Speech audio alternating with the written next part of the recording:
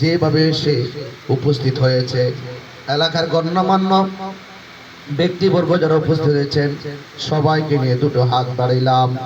আল্লাহ মেহেরবানি করে তার আব্বার কবরটাতে জান্নাতের বাগান বানায় দিও। এমন ভাবে যাদের আব্বা আম্মা কবরে চলে গেছে, ওই কবরটারে দয়াল নবী রওজা পাকের সঙ্গে কানেকশন করে দিও। আল্লাহ পরিবার পরিজন যারা রয়েছেন সবাইকে ধৈর্য ধারণ করার তৌফিক দিয়ে দেন। আল্লাহ আমরা এত একদিন দুনিয়ায় থাকবো না, যেদিন মরণ দিবেন নূরের নবীর দিদারের মাধ্যমে আমাদেরকে মরণ দিয়ে।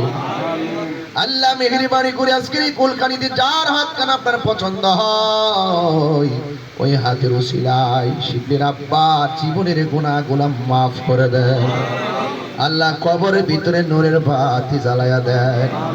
আল্লাহ পর্দার আড়ালে আমার মা বোনদেরকে ধৈর্য ধারণ করার তৌফিক দেন।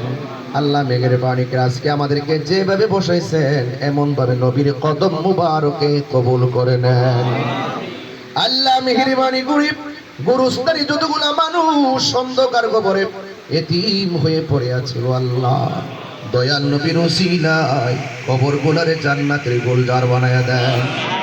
আল্লাহ আমাদের সবাইকে জীবনে একবার হজ্জে বাইতুল্লাহ জিয়ারত নসিব করে দেন।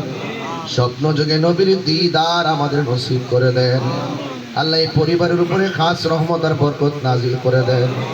আল্লাহ মেহেরবানি করে মনটাকে শক্ত করে, মনটাকে স্থির করে, আল্লাহ তার বাবা শিবির আব্বা যেমন করে তরিকত তাসাউফের উপরে নিজের জীবনকে কুরবান দিয়ে সুনামের সাথে স্বীকৃতির সঙ্গে দুনিয়া থেকে বিদায় নিয়েছে, তার সন্তান সন্ততি পরিবার পরিজন সমাজের সবাইকে ওই আদর্শ ধরে রাখার তৌফিক দিয়ে দেন। আল্লাহ মেহেরবানি করে